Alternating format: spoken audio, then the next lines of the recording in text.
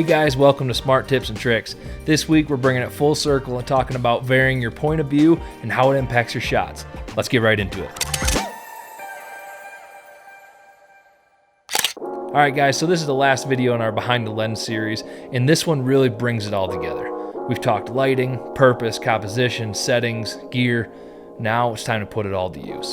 So you've got your camera, and this applies whether you're taking photo or video, but you're out there and it's time to get a few shots.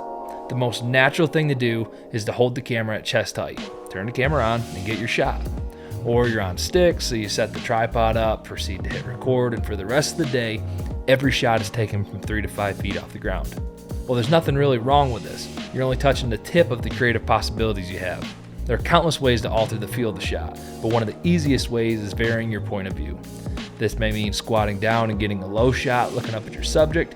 It may mean getting in a tree or on a ladder and shooting straight down.